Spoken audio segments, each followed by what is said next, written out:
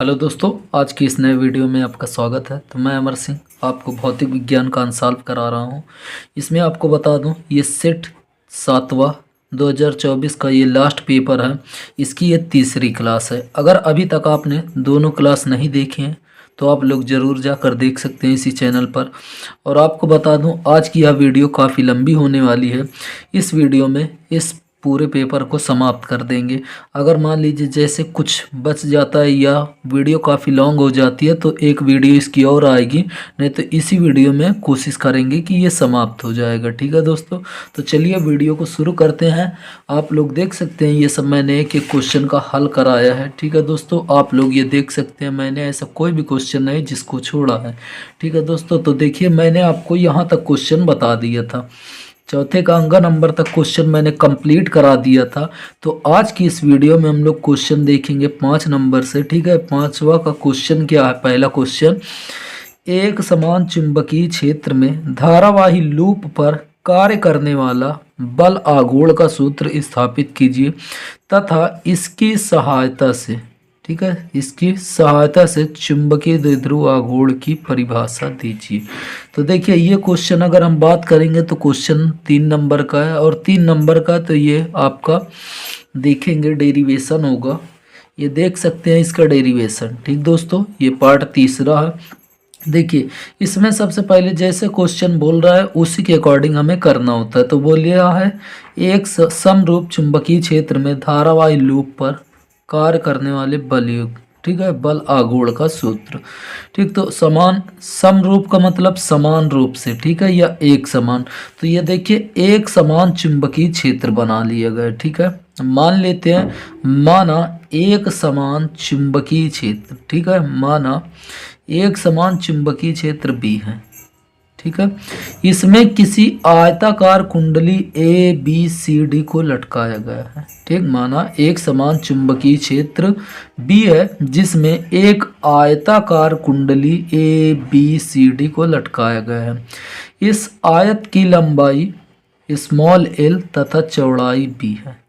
ठीक है, तो इतनी रचना लिखना होता है। उसके बाद आप लोग यहाँ पे समझेंगे यह बल युग्म जब बनाएगा तो देखिए यहाँ पे अगर आप देखें F1 बाहर की ओर लग रहा है इधर, और F3 इधर। ठीक, तो आप लोग देख सकते हैं ये मान लीजिए पेन रखी है तो एक इधर को बल लग रहा है और एक इधर को।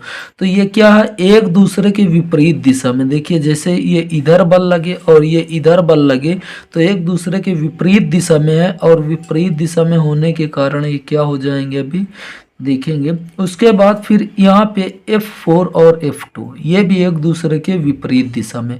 तो हम लोग देखेंगे F1 और F3 पर कितना बल लग रहा है, उसके बाद F2 और F4 पर। ठीक, तो देखिए मान लेते हैं, माना एक समान चुंबकीय क्षेत्र B है जिसमें एक आयताकार कुंडली ए बी सी डी लटकाई गई है। ठीक है, आयत की लंबाई L तथा चौड़ाई B है। तो देखिए भुजा ए बी और डी सी पर, ठीक है, भुजा ए बी और डी सी पर लगने वाला चुंबकीय बल F1 जो होगा F2 के बराबर होगा। एक दूसरे के विपरीत दिशा में होंगे लेकिन F1 F2 के क्या होंगे, बराबर होंगे। तो बराबर होने के कारण जो फार्मूला होता है चुंबकीय बल B I L sine theta, क्या होता है, B I L sine theta होता है। और यहाँ पे देखेंगे साइन 90। ठीक है, साइन 90 क्यों आया, तो देख सकते हैं आप इस पर ये क्या है, लंब है, और लंब होने के कारण यहाँ पे 90 डिग्री। तो 90 डिग्री का मान होता है 1, तो 1 से गुणा करेंगे तो आएगा बी आई एल, क्या आएगा, बी आई एल। उसके बाद देखिए जैसे आपका आ गया F1 F3 वैसे ही आपका देखिए यहाँ पे आप लोग समझेंगे कि F4 और F2। तो भुजा BC और AD पर, भुजा BC और AD पर लगने वाला चुंबकीय बल F बराबर BIB साइन 90। ठीक है, BIB साइन 90। तो यहाँ पे आप लोग देखेंगे। उसके बाद यदि किसी समय लूप की अक्ष चुंबकीय क्षेत्र की दिशा, ठीक है, यदि यहाँ पे भी अगर आप देखेंगे तो ये एल ही आएगा, क्या आएगा, यहाँ पे एल आएगा। तो यहाँ पर देखिए क्या आएगा, भुजा BC तथा AD पर लगने वाला चुंबकीय बल F2 जो होगा F4 के बराबर होगा, ठीक है। F2 F4 के क्या होगा, बराबर होगा। तब यहाँ पे आएगा BIB साइन 90, और 90 का मान 1 होता है। देखिए B क्यों है, उसके बाद आप लोग समझेंगे यहाँ पे, क्योंकि क्योंकि भुजा BC और AD, ठीक है, भुजा BC और AD आरोपित बल परिमाण में बराबर होते हैं, ठीक है, परिमाण में बराबर होते हैं, परंतु दिशा विपरीत तथा क्रिया रेखाएं समान होती है, और ये एक दूसरे के प्रभाव को क्या कर देंगे, निरस्त कर देंगे।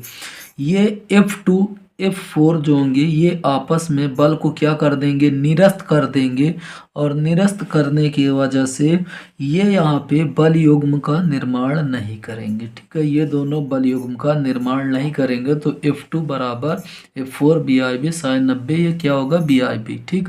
अब यदि किसी समय लूप किया चुंबकीय क्षेत्र की दिशा से थीटा कोण बनाए, अब ये अगर इससे क्या बना ले, थीटा कोण बनाए, तब कार्यरत बल युग्म का गुण जो होता है टाउ बराबर बल गुणे बलों के बीच की लंबवत दूरी। इसके लिए एक चित्र और बनता है, लेकिन मैंने चित्र नहीं बनाया है, तो आप याद रखेंगे बल जो है, देख लीजिए बल F1 और F3 वाला रखेंगे, IBL क्या रखेंगे, IBL बलों के बीच लंबवत दूरी, बलों के बीच जो लंबवत दूरी होगी B साइन थीटा, ठीक है। आप लोग जैसे वैद्युत क्षेत्र में पढ़े हैं 2L साइन थीटा, यहाँ पे क्या होगा, B साइन थीटा। अब देखिए चूंकि L और B, L क्या लंबाई है, B क्या है, चौड़ाई है, तो लंबाई और चौड़ाई जो होता है क्षेत्रफल होता है, तो यहाँ पे L और B की जगह पे हो जाएगा AB, ठीक है। तो टाउ बराबर IAB, LB की जगह IAB साइन थीटा।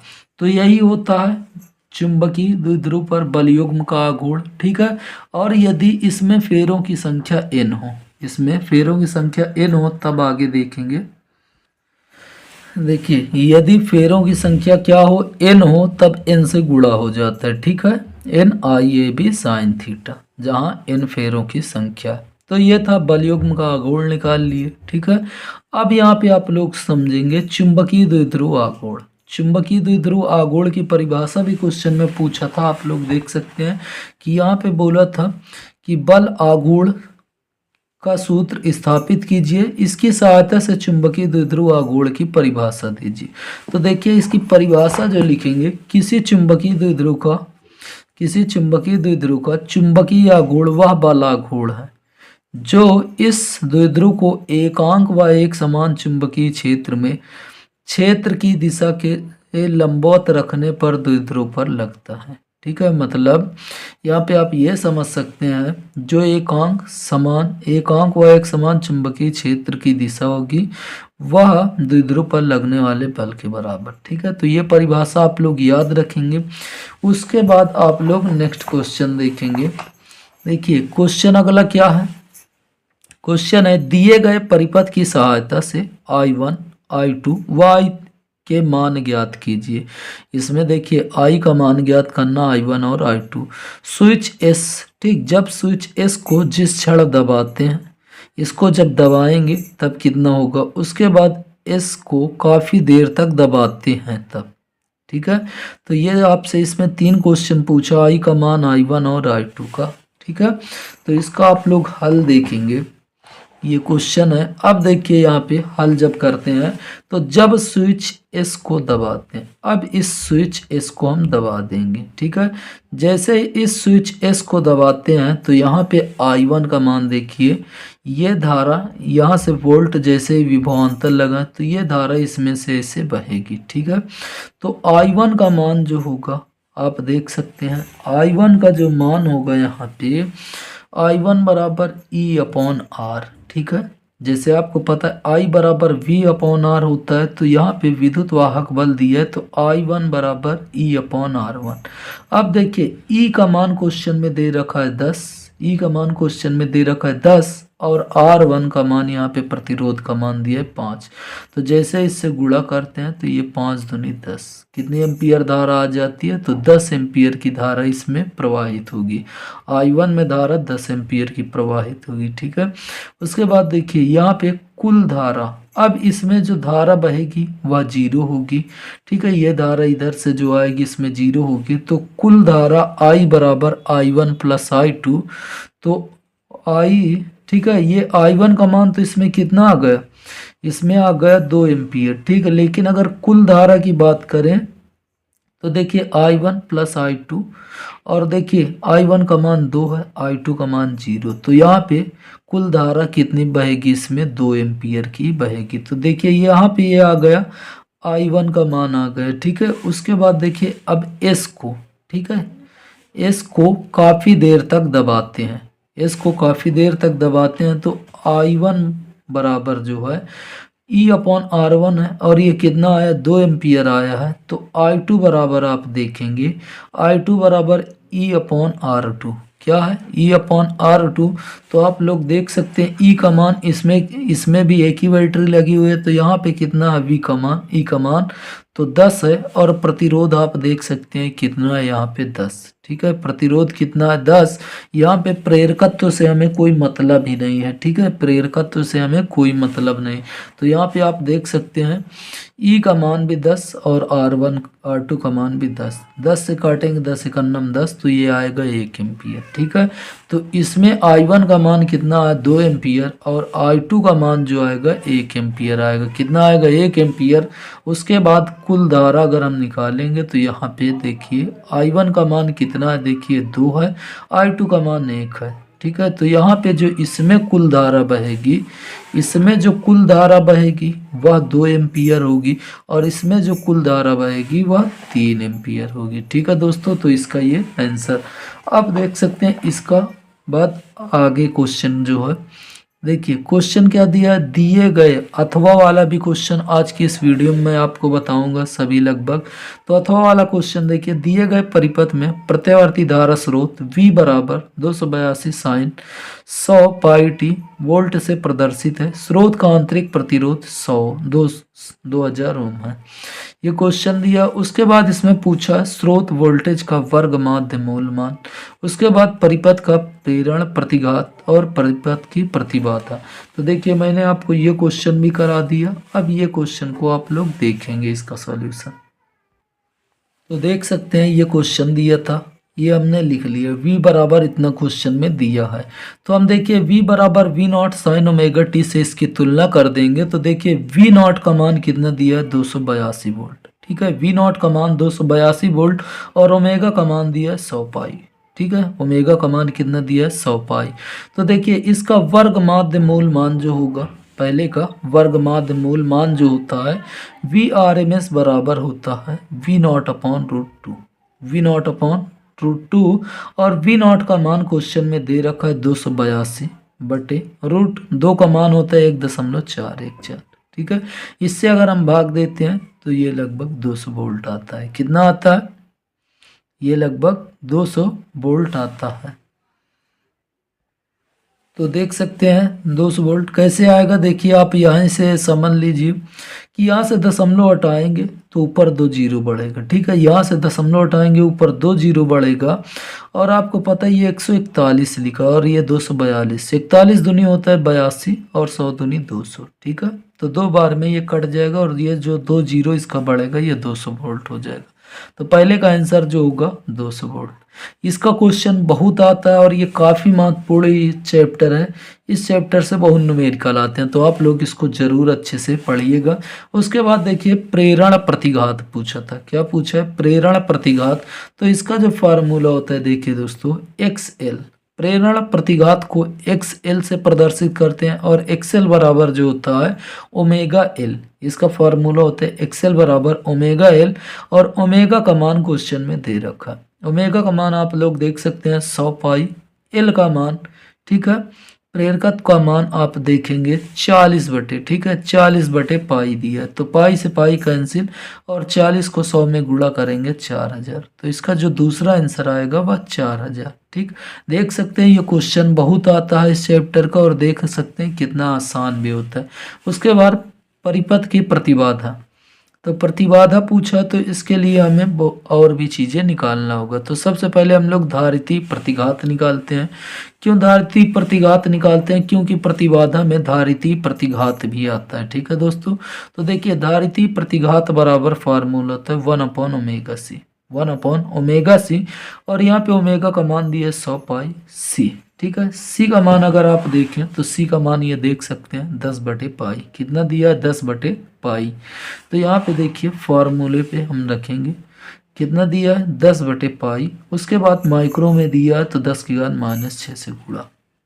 ठीक है, माइक्रो फैराड तो इसलिए 10⁻⁻6 से गुणा।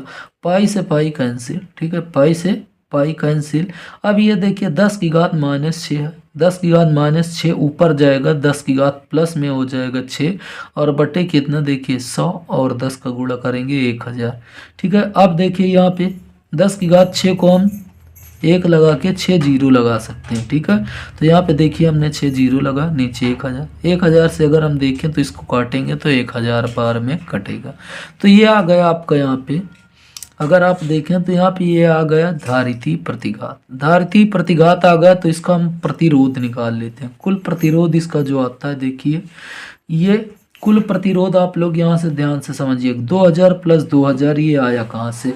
तो देखिए क्वेश्चन में बोल रखा था आंतरिक प्रतिरोध 2000 है। ठीक है, आंतरिक प्रतिरोध 2000 ओम है और ये बाह्य प्रतिरोध का मान भी 2000। तो 2000 ये कितना हो जाएगा? 4000। तो देख सकते हैं कुल प्रतिरोध कितना आएगा? 4000 ओम। अब देखिए प्रतिबाधा हमसे क्वेश्चन में पूछा था तो जेड बराबर फार्मूला होता है रूट में r² plus XL minus XC का होल स्क्वायर। अब यहाँ पे मान रख देंगे r²। r का मान देख सकते हैं 4000 है, r का मान कितना है? 4000 है। ठीक है, तो 4000। उसके बाद XC का मान अभी हमने निकाला। ठीक है, XC का मान अगर आप वो XL का मान अगर आप देखेंगे तो XL का मान 4000 है। XL का मान कितना? 4000। उसके बाद XC का मान 1000। ठीक है, अब देखिए 4000 का स्क्वायर करते हैं। ठीक है, 4000 का स्क्वायर करते हैं तो 16 लिख के 3 जीरो बढ़ा देते हैं। यहाँ पे 3000 का स्क्वायर करेंगे तो यहाँ पे देखिए यहाँ पे कितना आएगा? 3000 आएगा और 3000 का स्क्वायर इतना आएगा। अब अगर इसको हम जोड़ते हैं तो सीधा 25, उसके बाद 6 जीरो लगा देते हैं। अब देखिए 25 का 5 निकल के आ जाएगा और ये देखिए 6 जीरो है तो 6 जीरो में से 3 जीरो निकल के बाहर आ जाएगा। तो प्रतिबाधा जो यहाँ पे आएगा 5000 ओम आएगा। ठीक है दोस्तों, कितना आएगा? 5000 ओम। तो आप लोग याद रखेंगे कि ये LCR वाला काफ़ी महत्वपूर्ण, बहुत ज़्यादा महत्वपूर्ण होता है। तो आप लोग इसको याद रखेंगे कि इस प्रकार का न्यूमेरिकल आप लोग ज़रूर याद रखेंगे।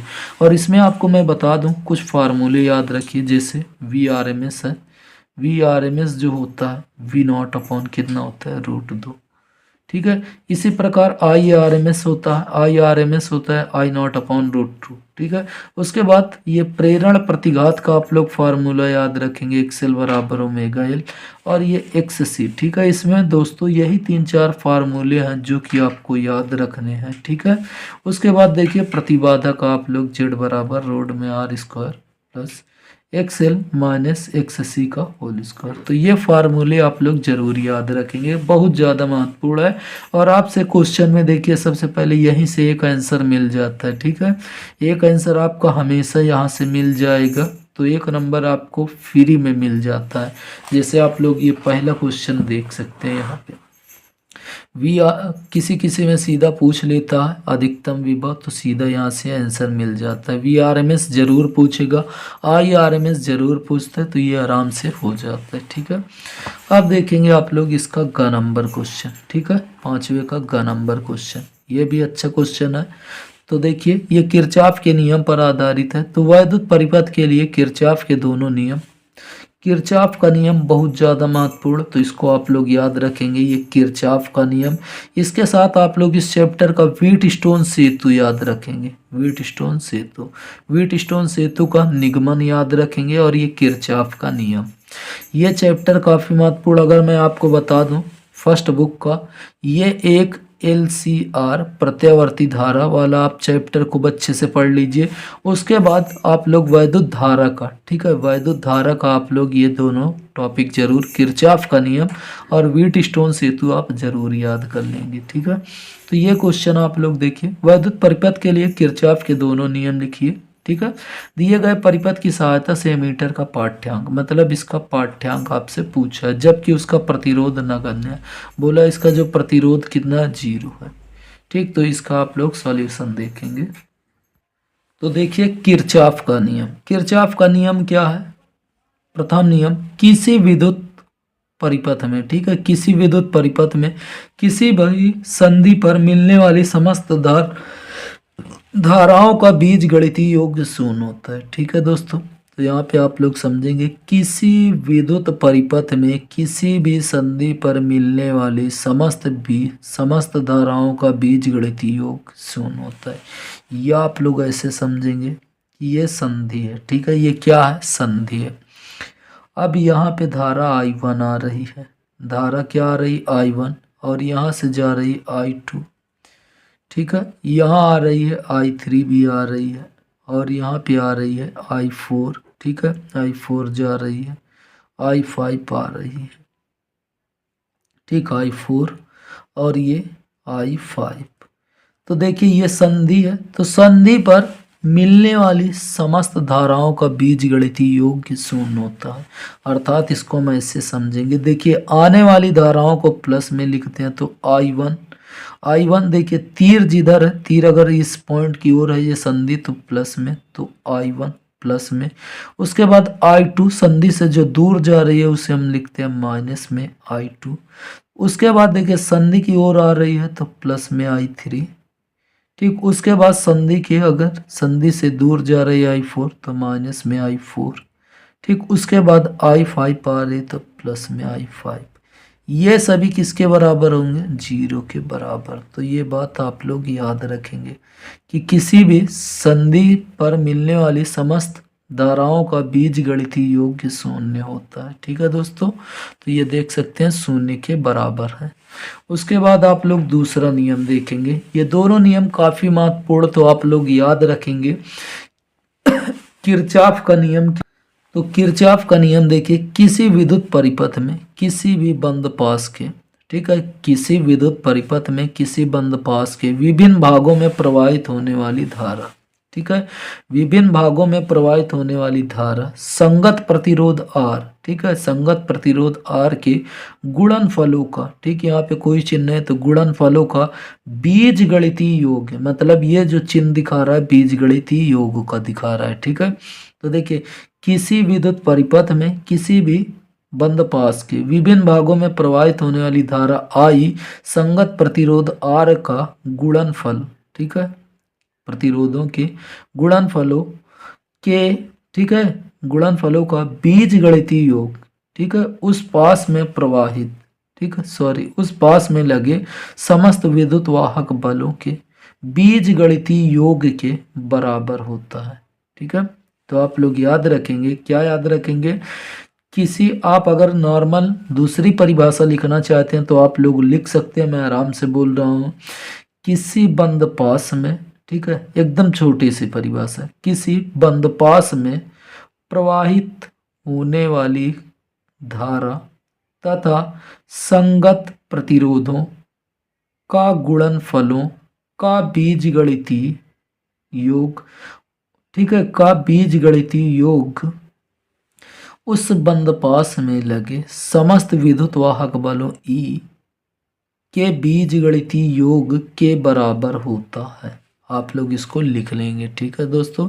किसी बंद पास में प्रवाहित होने वाली कुल धारा I तथा संगत प्रतिरोधों R का गुणनफलों का बीजगणितीय योग उस पास में लगे समस्त विद्युत वाहक बलों के बीजगणितीय योग के बराबर होता है। तो आप लोग इसको अच्छे से याद रखेंगे, ठीक है दोस्तों।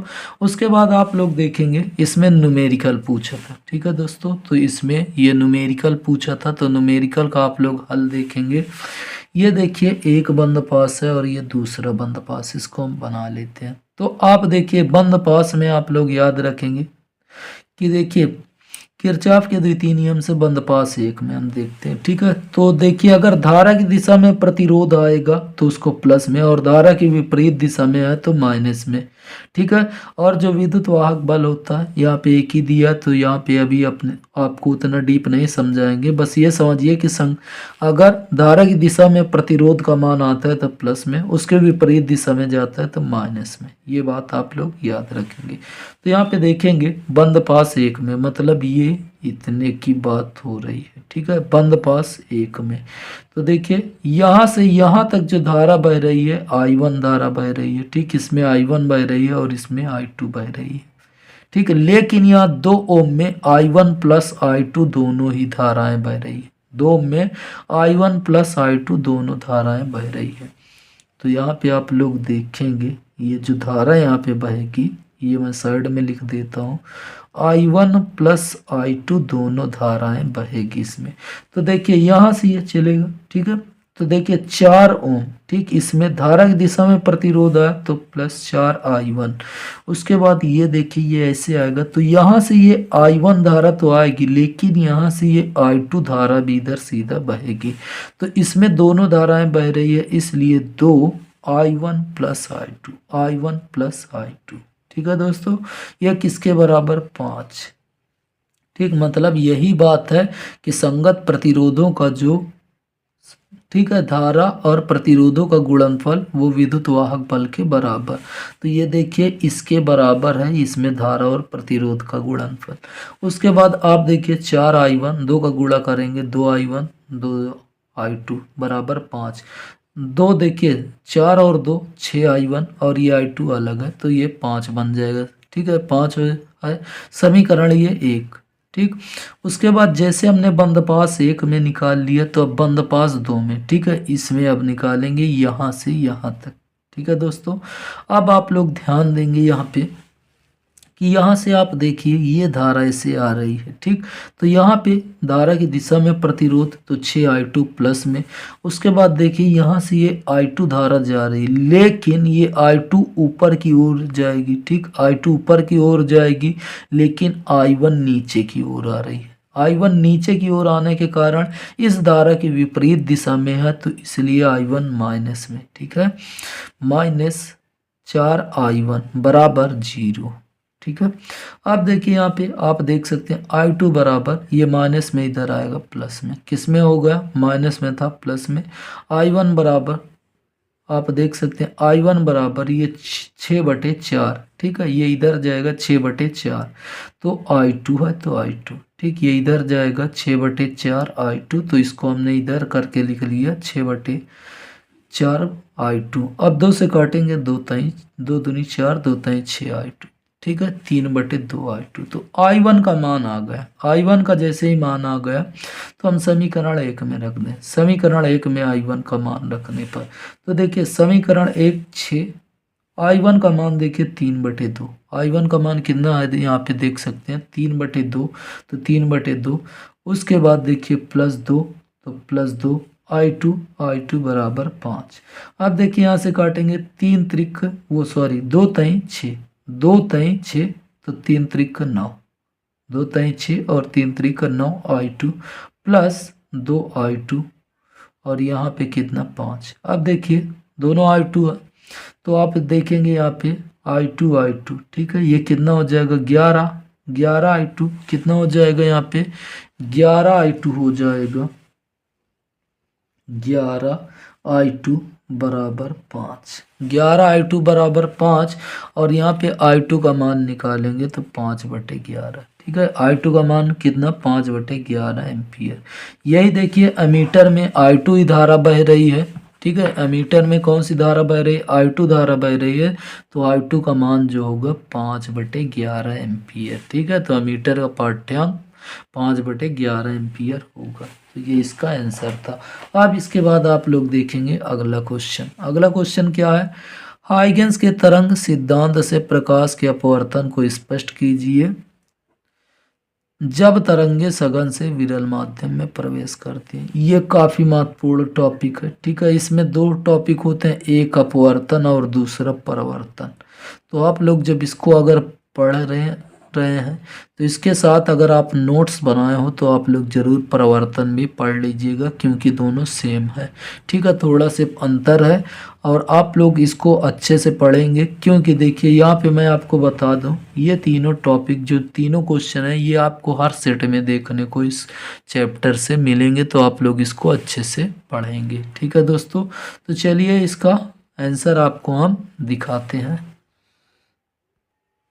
तो आप लोग देखिए यहाँ पे लिखे हैं सेट चौथा 2024 में एफवी में एक 8वां नंबर क्वेश्चन था, 8वां का अथवा वाला क्वेश्चन था, ये सेम क्वेश्चन था। ठीक है दोस्तों, अगर आप लोग 1 से 7 सेट तक 2024 का लगा लेते हैं तो उसमें लगभग आपको कई क्वेश्चन ऐसे होंगे जो कि इस सेट में है तो अगले सेट में भी होगा। 7 सेट में मतलब 3-4 सेट में वो क्वेश्चन दिया होता है। ठीक है दोस्तों, तो यहाँ पे आप लोग का ये जो क्वेश्चन था ये क्वेश्चन चौथे सेट में दिया था। अगर आप उसको पढ़ें तो आप वहाँ से रिवीजन कर सकते हैं, नहीं तो मैं आपको यहाँ पे एक बार इसको दिखा देता हूँ। बाकी आप लोग अच्छे से और डिटेल में पढ़ने के लिए आप लोग चौथा सेट ज़रूर देख लीजिएगा। तो देखिए दोस्तों, सेट चौथे में ये 8वां क्वेश्चन था। ठीक है, सेट चौथे का 8वां क्वेश्चन था और मैंने जो वीडियो अपलोड की है वो आप देखेंगे, सेट चौथा लिखा होगा और पार्ट 5, तो आप लोग जाकर इसको अच्छे से देख सकते हैं। इसमें यह क्वेश्चन था हाइगेंस के द्वितीयक तरंगिकाओं का सिद्धांत, इसके आधार पर प्रकाश के अपवर्तन के नियम का प्रतिपादन।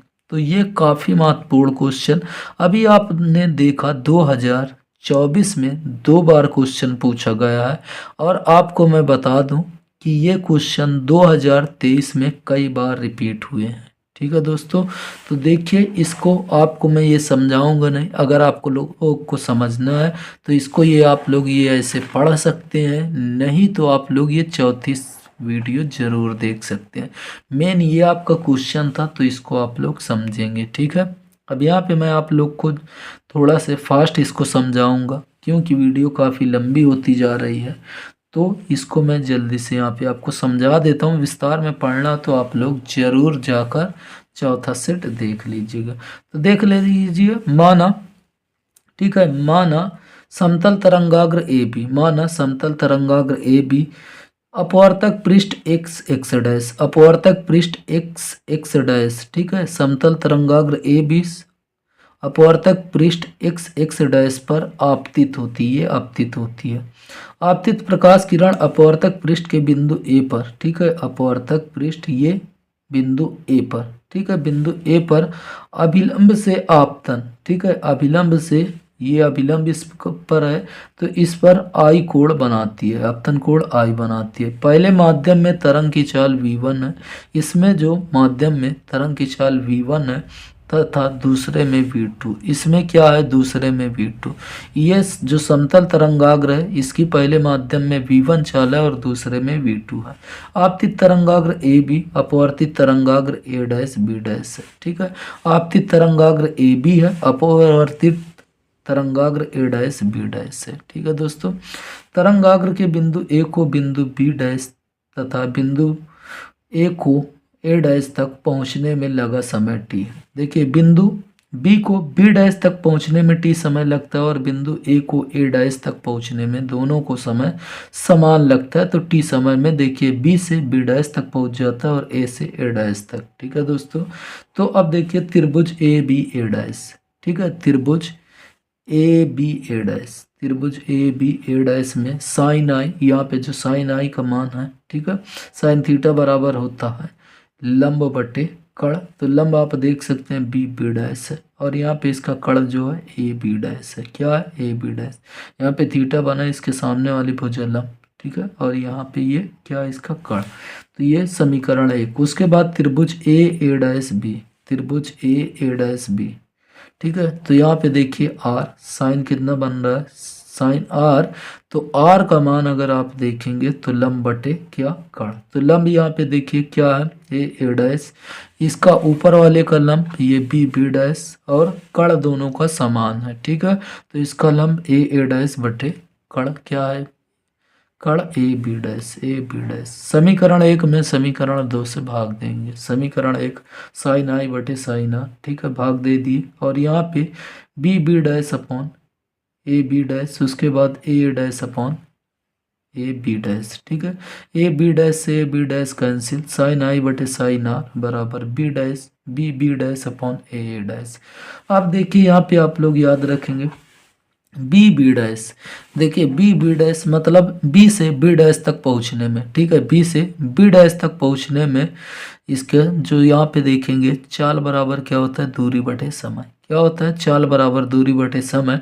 तो दूरी जो होगी कितनी तय करेगा, v1 इंटू टी। दूरी बराबर क्या हो जाएगा, चाल गुणे समय, ठीक है। क्या हो जाएगा, चाल गुणे समय। तो यहाँ से यहाँ तक इसकी जो चाल होगी v1 और t से चलेगी, ठीक है। तो ये देखिए दूरी बराबर चाल गुणे समय, पहले में क्या बी से बी डैश, बी से बी डैश तक आने में v1 चाल से आया और समय कितना t लगा। अब देखिए उसके बाद ए से ए डैश तक, ए से ए डैश तक पहुंचने में देखिए कितना समय लगा है, तो t समय लगा और किस चाल से आया, तो v2 से, v2 इंटू टी, ठीक है। दूरी बराबर फार्मूले से है, ठीक है, दूरी बराबर चाल गुणे समय। तो चाल इसमें v1 थी और यहाँ पे चाल v2 थी, ठीक, t से t कैंसिल। और यहाँ पे आप देखें v1 अपॉन v2, ठीक है, साइन आई बटे साइन आर बराबर v1 बटे v2, और यही नियतांक के बराबर होता है। तो इसी को हम बोलते हैं, यही अपवर्तन का नियम है। तो इससे स्पष्ट हो जाता है, अगर इसमें और आपको लिखना है तो इससे स्पष्ट हो जाता है कि आपतित किरण, अपवर्तित किरण और आपतन बिंदु तीनों एक ही तल पर स्थित होते हैं। आपतित तरंगाग्र, अपवर्तित तरंगाग्र और आपतन बिंदु तीनों एक ही तल पर स्थित होते हैं, ये पहला नियम है। उसके बाद आप लिख देंगे आपतन कोण तथा अपवर्तन कोण का नियता, अपवर्तन कोण का अनुपात एक नियतांक के बराबर होता है, ठीक है दोस्तों। तो ये इसका आंसर था। तो देखिए दोस्तों ये वीडियो यहीं तक रखते हैं क्योंकि काफ़ी लंबी वीडियो हो गई। तो इसके बाद दूसरी वीडियो में मैं आपको बताऊंगा ये क्वेश्चन नंबर अंगा से, ठीक है दोस्तों। तो अगर आप ऐसे ही सॉल्यूशन चाहते हैं अनसॉल्व का, अभी तो मैंने 2024 का ये आज करा दूंगा इस वीडियो में, नहीं तो अगले वीडियो में ये समाप्त हो जाएगा। अगर आप चाहते हैं 2023 के भी सभी सेटों का ऐसे ही मैं अनसॉल्व का सॉल्यूशन कराऊं, तो आप लोग प्लीज़ इस वीडियो को लाइक कीजिए, शेयर कीजिए और साथ में चैनल को सब्सक्राइब करके हमें सपोर्ट कीजिए। तो ठीक है दोस्तों, आज की वीडियो यहीं तक रखते हैं, फिर आपसे मिलेंगे नेक्स्ट वीडियो में। तब तक के लिए दोस्तों जय हिंद, जय भारत।